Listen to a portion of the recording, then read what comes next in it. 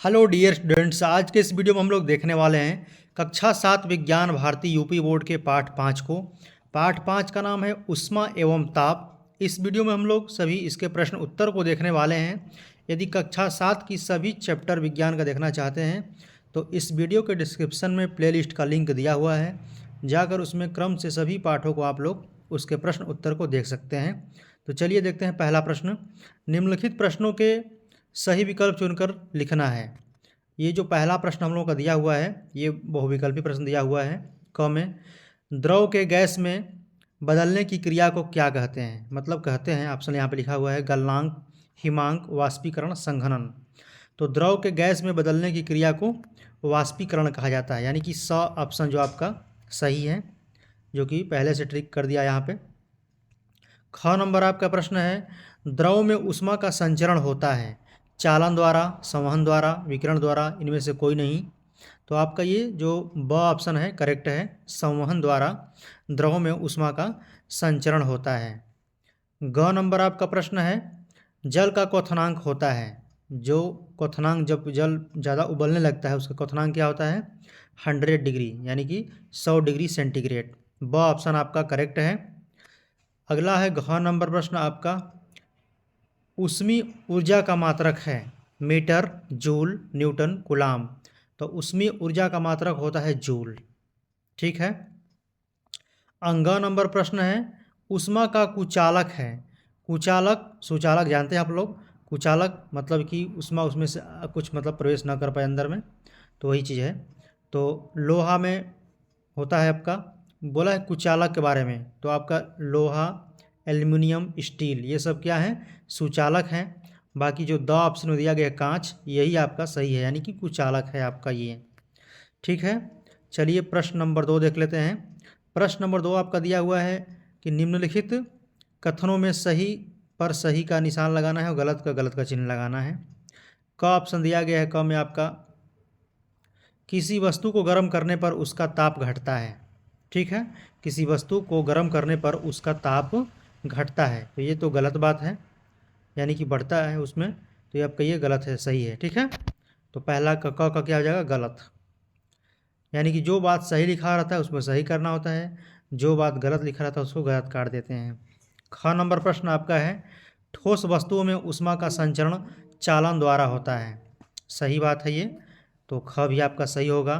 ग नंबर प्रश्न है वस्तु द्वारा ली गई ऊष्मा वस्तु के द्रव्यमान पर निर्भर करती है। तो ये भी आपका सही बात है, तो ग भी सही हो जाएगा। घड़ी घ, यानी घ नंबर अवस्था परिवर्तन के समय वस्तु का ताप स्थिर रहता है, यानी कि ये सही है। पारा ऊष्मा का कुचालक है, तो ये आपका गलत है, क्योंकि पारा ऊष्मा का सुचालक होता है, तो इसलिए आपका ये भी क्या है? रॉन्ग है। चलिए आगे देखते हैं रिक्त स्थान। ये भरने वाला है, खाली स्थान दिया हुआ है, और खाली स्थान को हमने यहाँ पे अंडरलाइन कर दिया है और ब्लू रंग का लिख दिया है। आपके बुक में यहाँ पे खाली स्थान दिया था। रिक्त स्थानों की पूर्ति करना है। ताप का SI मात्रक है, तो क्या है? केल्विन है। गलते हुए बर्फ का ताप होता है, यानी कि 0 डिग्री सेंटीग्रेड।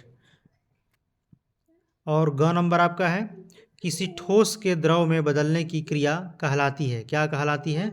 गलनांक। ठीक है। घ नंबर आपका है विकिरण विधि द्वारा ऊष्मा स्थानांतरण में की आवश्यकता नहीं होती है, यानी कि माध्यम की आवश्यकता नहीं होती है। अंगा नंबर प्रश्न आपका है बर्तन का हत्था बनाने में धातु का प्रयोग किया जाता है, यानी कि कुचालक धातु का प्रयोग किया जाता है, तो रिक्त स्थान भी हो गया आपका। प्रश्न नंबर 4 देख लेते हैं। प्रश्न नंबर 4 आपका है कालम क और कालम ख का मिलान कीजिए, यानी कि आपके जो बुक में दिया हुआ है कालम क और कालम ख, तो इधर में जो दिया गया है क ख ग घ पढ़ रहे हैं यहाँ पे, और यहाँ दिया गया है, तो ये बिना क्रम में दिया गया है, आपको सही क्रम में मिलाना है। तो आइए इसको सही क्रम में यहाँ पे उत्तर के रूप में मैंने लिखा हुआ है, इसको समझ लीजिए आप लोग।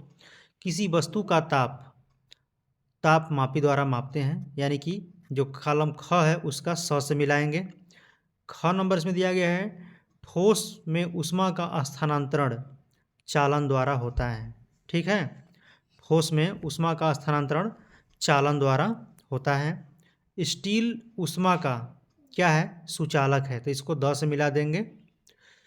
ठोस को गर्म करने पर उसके आयतन में प्रसार होता है, ठीक है, यानी ब से मिला देंगे। तो मिलान वाला भी आपका प्रश्न हो गया। प्रश्न नंबर 5 आइए देखते हैं, समझते हैं इसको, थोड़ा समझने वाली बात है इसमें। समान द्रव्यमान के दो अलग अलग पदार्थों ए तथा बी को समान ताप पर गर्म करने में किसको अधिक ऊष्मा की आवश्यकता होगी, जबकि ए की विशिष्ट ऊष्मा बी से अधिक है। इसको समझिए थोड़ा सा, इसमें ज़्यादा कोई कठिन नहीं है। कहने का मतलब यहाँ पे ये है कि समान द्रव्यमान के दो अलग अलग पदार्थ हैं, ठीक है, यानी कि ए तथा बी को समान ताप तक गर्म करने में किसको अधिक ऊष्मा की आवश्यकता होगी, जबकि ए की विशिष्ट ऊष्मा बी से अधिक है। तो इसका सीधा कॉन्सेप्ट ये है कि जिसका विशिष्ट ऊष्मा अधिक होता है, ठीक है, उसको आपको अधिक ऊष्मा की आवश्यकता होगी, ठीक है। तो इसका बस उत्तर वही मतलब लिख देंगे हम लोग। समान द्रव्यमान के दो अलग अलग पदार्थ ए तथा बी को समान ताप का गर्म करने पर ए को अधिक ऊष्मा की आवश्यकता होगी। क्यों होगी ए को? क्योंकि ए की विशिष्ट ऊष्मा बी से अधिक है, यानी कि जिसकी विशिष्ट ऊष्मा ज़्यादा होगी उसी को अधिक ऊष्मा की आवश्यकता पड़ेगी, ठीक है। तो ये भी आपका कॉन्सेप्ट क्लियर। चलिए प्रश्न नंबर 6 क्रियाकलाप दिया गया है। गैसों के प्रसार को क्रियाकलाप द्वारा स्पष्ट कीजिए। जो गैसों का प्रसार होता है वो किस तरह से होता है, उसको क्रियाकलाप द्वारा दिखाना है। तो आइए इसको थोड़ा सा समझाते हैं यहाँ पे आपको। देखिए यहाँ पे बुक से आपका फिगर मैंने लिया हुआ है। यहाँ पे देख रहे हैं कि ये बोतल है आपका शीशी, यहाँ पे पिचका हुआ गुब्बारा इसमें लगाया गया है, और यहाँ पे ये जो शीशी यहाँ पे ये गर्म जल में रखा गया है, ठीक है। यहाँ पे जो है आपका नीचे में गर्म जल है, जो कि यहाँ पे देख रहे हैं ये वाला गोल वाला, इसी में ये बोतल रखा गया है दोबारा दूसरा वाला, और ये गर्म जल है। तो इसमें ये गुब्बारा फूल रहा है। तो इसको मतलब पूछा है कि गैसों के प्रसार को क्रियाकलाप द्वारा स्पष्ट कीजिए, ठीक है। तो आइए समझते हैं। यहाँ पे नीचे इसको पढ़ना है, थोड़ा समझना है, रटना नहीं, इसको समझ लेंगे तो आराम से लिख देंगे इसको अगर आएगा पेपर में। तो गैसों के प्रकार को स्पष्ट करने के लिए निम्नांकित क्रियाकलाप को देखें। कांच मतलब शीशा की, कांच की एक खाली तथा स्वच्छ छोटी बोतल के मुंह पर एक बिना फूला हुआ गुब्बारा बांध देंगे। अब बोतल को चौड़े मुंह के बर्तन में रखेंगे, यानी चौड़े मुंह, यानी कि जो बोतल है ना, यहाँ पे देखिए बोतल जो आपका ये है, और ये आपका जो चौड़े मुंह वाला ये कोई बर्तन है, इसमें रखा गया है, वही बात यहाँ पे हो रहा है। रखेंगे और इस बर्तन में गर्म पानी डालेंगे। ऐसा करने पर गुब्बारा फूल जाएगा, क्योंकि गर्म जल के कारण बोतल के अंदर की हवा गर्म होकर फैलती है और बोतल के मुंह पर लगे गुब्बारे में प्रवेश करती है और गुब्बारा फूल जाता है। बोतल को गर्म से, यहाँ पे है आपका, बोतल को गर्म जल से निकाल कर, जो बोतल है आपका गर्म जल से निकाल करके ठंडा करने पर गुब्बारा पुनः चिपक जाता है, मतलब पिचक जाता है, जो फूला है उसको डाउन हो जाएगा, पिचक जाएगा। तो इससे क्या निष्कर्ष निकलता है? इससे यह निष्कर्ष निकलता है कि गैसों में प्रसार होता है, यानी फैलाव होता है। गर्म करने पर गैस फैलती है और ठंडा करने पर सिकुड़ती है। तो इस तरह से आप लोग इसको समझ लेंगे तो लिख देंगे, नहीं तो पूरा रटने की कोशिश करेंगे तो गड़बड़ा जाएगा। तो यही आपका प्रश्न दिया था, गैसों के प्रसार को एक क्रियाकलाप द्वारा स्पष्ट कीजिए। तो सीधा इसका कॉन्सेप्ट है कि जब हम लोग नॉर्मल यहाँ पे ठंडा बोतल रखेंगे, यहाँ पे नहीं फूलेगा गुब्बारा, पिचका हुआ गुब्बारा है। अब ये गर्म पानी में जब यही बोतल को रखेंगे तो पानी हीट होगा, इसमें से बोतल जो है आपका, तो ये फूलने लगेगा, ठीक है। तो चलिए नेक्स्ट क्वेश्चन देख लेते हैं। नेक्स्ट क्वेश्चन हम लोगों का है प्रश्न नंबर 7। प्रश्न नंबर 7 आपका है कि रेल की पटरी जोड़ते समय उनके बीच थोड़ी जगह क्यों छोड़ते हैं? ये भी बात सोचने वाली है। तो आइए देखते हैं। रेल की पटरियों को जोड़ते समय उनके बीच कुछ जगह छोड़ी जाती है ताकि गर्म होकर फैलने पर पटरी टेढ़ी न हो जाए। जगह इसलिए छोड़ा जाता है कि गर्म होगा तो थोड़ा फैलता है, ठीक है, तो इसलिए जगह छोड़ा जाता है। अगला प्रश्न है 8 नंबर, सुचालक तथा कुचालक पदार्थों में अंतर स्पष्ट कीजिए। यानी सुचालक क्या होता है और कुचालक। तो इसको आप चाहेंगे तो दो तरह से लिख सकते हैं, इधर इस तरह खड़ी व्यापार के, एक तरह सुचालक और एक तरह कुचालक, ठीक है, या ऐसे भी आप लोग लिख सकते हैं। तो हमने यहाँ पे दोनों क्रम से यहाँ पे लिखा हुआ है सुचालक और कुचालक के बारे में। देखिए, तो यहाँ पे पहले सुचालक के बारे में समझते हैं।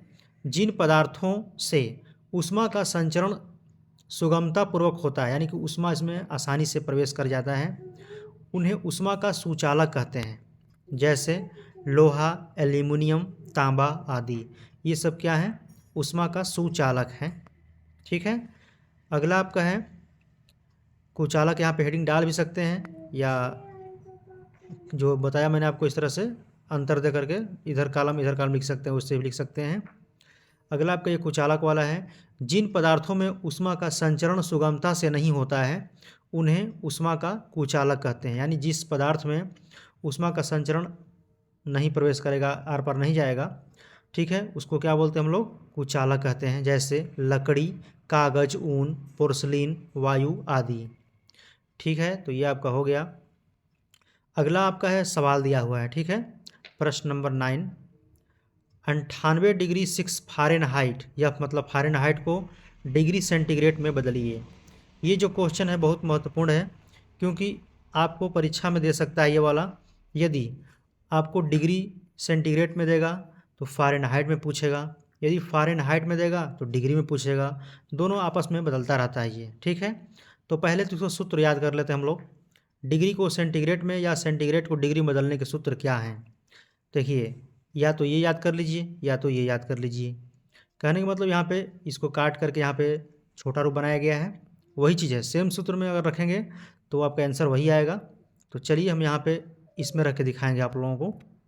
तो देखिए, जब भी इसको आप लोग हल कीजिएगा तो C/100 यानी C/100 बराबर F-32/180, इसको हमेशा कोष्टक लगाकर हल कीजिएगा, नहीं तो आपका आंसर गलत हो जाएगा। ठीक है, कोष्टक लगाने का मतलब क्या है अभी बताएंगे आपको। देखिए, बस क्या करना है कि जो फ़ारेनहाइट दिया हुआ है तो फ़ारेनहाइट के दिया गया कितना, 98.6 फ़ारेनहाइट, तो जहाँ पे F लिखा हुआ है वहीं पर रख देना है। बाकी आप गुणा करना जानते ही हैं, त्रिय गुणा करके उसको कटा पिटा लीजिएगा। जैसे कि यहाँ पे C/100 बराबर F-32/180, तो यहाँ पे देखिए ये जो 180 में C का गुणा करेंगे त्रिय गुणा, तो 180 C बराबर, यहाँ मैंने बोला आपको कोष्टक में लिखना है यहाँ पे, तो यहाँ पे F की जगह पर 98.6 लिखा गया है -32 यानी 32 कोष्टक में ये, और 100 यहाँ पे गुणा करने पे यहाँ पे 100 आ गया है। बाकी आप लोग यहाँ पे करेंगे इस तरह से C बराबर, तो यहाँ पे क्या करना है कि इसको घटा करके इसमें 100 गुणा करेंगे तो इतना आएगा, ठीक है, 6660। उसके बाद C बराबर, तो ये आपका 180 नीचे आ जाएगा, यानी कि इसमें भाग दे देंगे तो C बराबर 37 डिग्री सेंटीग्रेड यानी डिग्री सेल्सियस आएगा आपका। तो यहाँ पे हो जाएगा 98 डिग्री लिख सकते हैं, या इतना भी लिख करके आप आंसर कर देंगे तो आपका सही हो जाएगा। तो 98 डिग्री 6 फ़ारेनहाइट बराबर कितना होता है, 37 डिग्री सेंटीग्रेड, यानी फ़ारेनहाइट में आप मान ये है, सेल्सियस में आपका मान ये है। तो चलिए देखते हैं अगला क्वेश्चन। 10 नंबर, गलनांक की परिभाषा लिखिए। वह निश्चित ताप जिस पर कोई ठोस गर्म करने पर द्रव में बदलता है उसे पदार्थ का गलनांक कहते हैं। जैसे कि कोई निश्चित ताप है, उस पर ठोस गर्म करने पर द्रव में बदल जाता है, उसे क्या कहते हैं, गलनांक कहते हैं। जैसे बर्फ़ का गलनांक 0 डिग्री सेंटीग्रेड होगा तो पूरा बर्फ़ गल जाता है। ठीक है, अगला आपका 11 नंबर क्वेश्चन, क्वथनांक की परिभाषा लिखिए। क्वथनांक क्या होता है, जिस कोई निश्चित पॉइंट होता है उस पर पानी उबलने लगता है उसको क्वथनांक बोलते हैं। ठीक है, तो वह निश्चित ताप जिस पर कोई द्रव उबलता है और गैसीय अवस्था में बदलता है वह द्रव का क्वथनांक कहलाता है। पानी का क्वथनांक 100 डिग्री सेंटीग्रेड है, यानी कि पानी कितने डिग्री सेंटीग्रेड पर उबलता है, तो 100 डिग्री सेंटीग्रेड पर पानी उबलता है। इस बात को ध्यान देना है, 1 नंबर प्रश्न में पूछ सकता है बहुविकल्पीय में। तो क्वथनांक आप लोग समझ गए होंगे कि कोई निश्चित ताप पर जब द्रव उबलने लगता है तो उसको क्वथनांक बोलते हैं। चलिए 12 नंबर जो प्रश्न दिया गया है ये आपका सवाल है, ठीक है, न्यूमेरिकल में दिया गया है। तो ये भी छोटा सवाल है। 5 कैलोरी कितने जूल के बराबर होता है? 5 कैलोरी। तो अब कैलोरी का सूत्र आपको पता होना चाहिए। 1 कैलोरी बराबर 4.18 जूल होता है। तो 5 कैलोरी बराबर, ये तो सिंपल सवाल है एकदम। तो 5 कैलोरी बराबर, तो यहाँ पे जानते हैं हम लोग कि 1 कैलोरी का मान है तो 5 गुणा कर देंगे तो 20.9 जूल आपका आंसर आएगा। गुणा कर लीजिएगा आप लोग। 13 नंबर प्रश्न, समान पदार्थ के दो टुकड़ों का द्रव्यमान क्रमशः 2 किलोग्राम तथा 4 किलोग्राम है। समान ऊष्मा देने पर किसका ताप अधिक बढ़ेगा? ठीक है, ये जो क्वेश्चन बोल रहा है, कहने का मतलब है कि समान पदार्थ के दो टुकड़ा है, एक का वजन आपका 2 किलोग्राम है और एक का 4 किलोग्राम है। तो समान ऊष्मा देंगे हम लोग, ठीक है, समान हीट करेंगे उसको, तो किसका ताप अधिक बढ़ेगा? ठीक है, तो यानी कि देखिए, जब समान ताप देंगे, एक कोई सामान यहाँ पे समझिए, एक छोटा है, मान लीजिए 2 किलो इसका है और ये बड़ा है 4 किलो का है। तो जब ऊष्मा समान देंगे, मतलब उसका गर्मी देंगे, मतलब बराबर देंगे, तो ये जल्दी गर्म होगा आपका। यानी जो छोटा वाला है 2 किलोग्राम, ये जल्दी हीट हो जाएगा, क्योंकि पूरा ये तो जब ऊष्मा समान दे रहे हैं हम लोग ऊर्जा इसमें, तो ये जल्दी गर्म हो जाएगा। ये पूरा धीरे धीरे गर्म होते होते पूरा होगा ही नहीं ये। तो यहाँ पे इसको मैंने डिटेल में यहाँ पे लिखा भी है, इसको समझिए। चूँकि किसी वस्तु के ताप में वृद्धि के लिए आवश्यक ऊष्मा की मात्रा उस वस्तु के द्रव्यमान पर निर्भर करती है। यदि समान पदार्थ के दो टुकड़ों का द्रव्यमान क्रमशः 2 किलोग्राम 4 किलोग्राम है तो समान ऊष्मा देने पर 2 किलोग्राम द्रव्यमान वाले टुकड़े का ताप अधिक बढ़ेगा। यानी कि जो 2 किलोग्राम वाला है वो जल्दी हीट हो जाएगा, जल्दी गर्म हो जाएगा, कहने का मतलब यहाँ पे ये है। तो ये सब प्रश्न को समझ करके लिखा जाता है, रटने वाला नहीं है। 14 नंबर प्रश्न है आपका, सवाल सही है।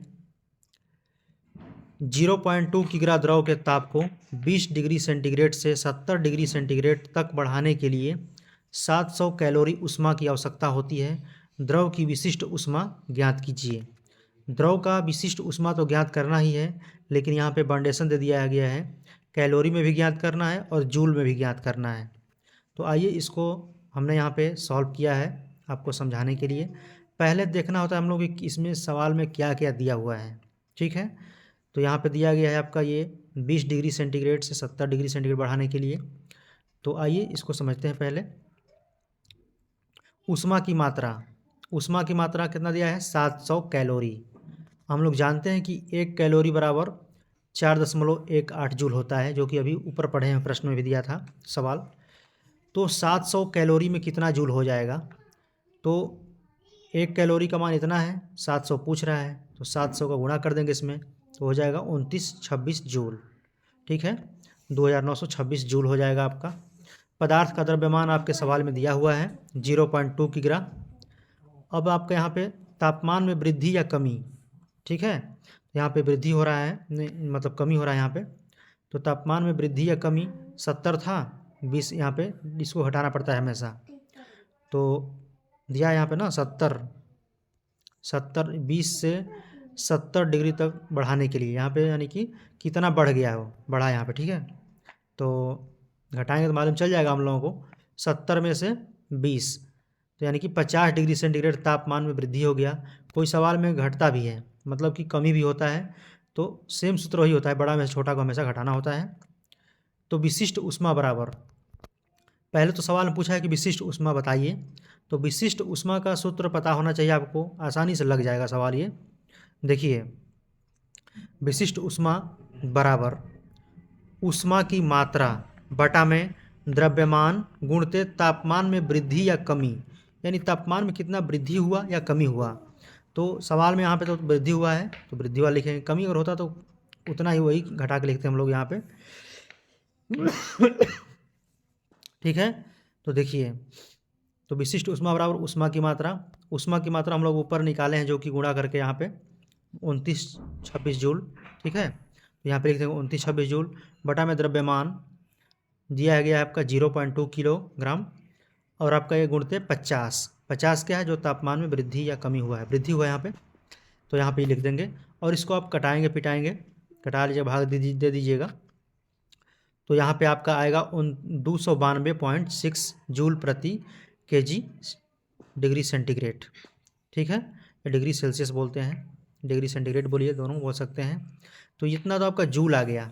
ठीक है, लेकिन सवाल क्या बोला है कि जूल में भी बताना है और कैलोरी में भी बताना है, तो कैलोरी में निकाल दीजिए इसका।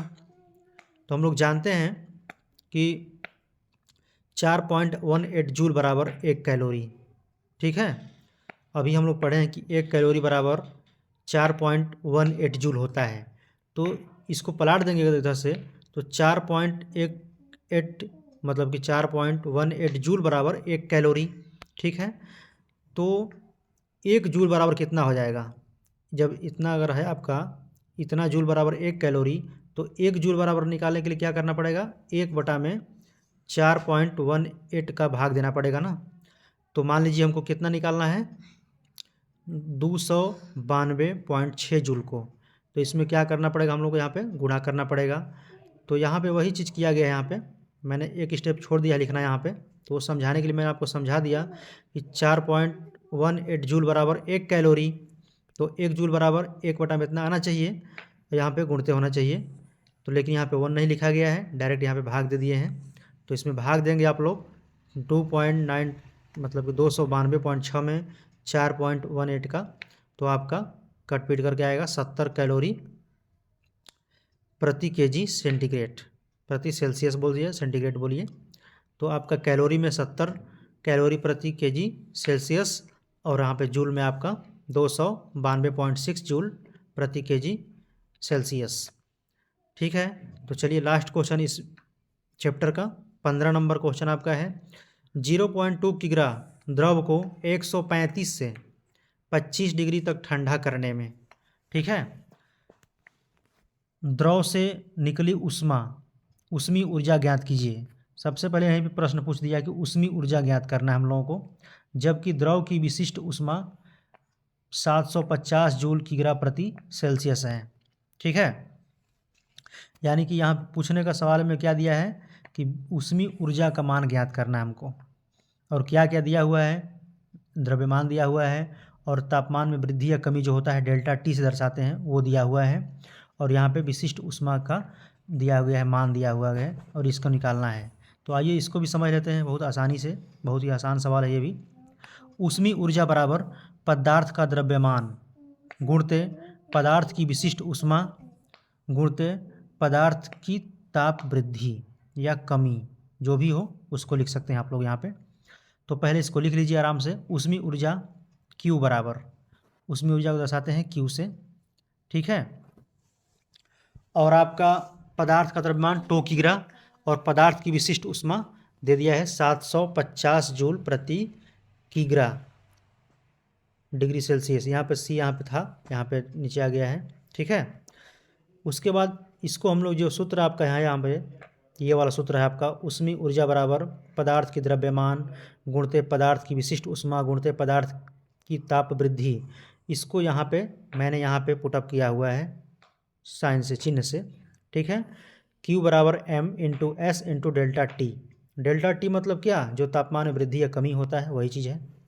तो इसको बस मान पुट कर देना है। तो डेल्टा टी कैसे निकालेंगे आप लोग, जो कि तापमान में कितना वृद्धि या कमी हुआ है। जैसे यहाँ पे दिया है 135 से 25, यानी कि 135 में से 25 घटाएंगे तो आपका 110 आएगा। तो वही यहाँ पे 110 डिग्री सेल्सियस। अब इसको सूत्र में पुट अप कर देना है। जैसे आपका सूत्र है यहाँ पे Q बराबर M into S into delta T बराबर, ठीक है, रख करके 0.2, M का मतलब 0.2 किग्रा गुणते S का मतलब यहाँ पे आपका दिया हुआ है विशिष्ट ऊष्मा 750 जूल गुणते आपका डेल्टा टी कितना है 110 C। तो इसको गुणा कर देंगे आपस में, तो 16,500 जूल आंसर आपका हो जाएगा। तो दोस्तों मिलते हैं नेक्स्ट वीडियो में इसका। धन्यवाद।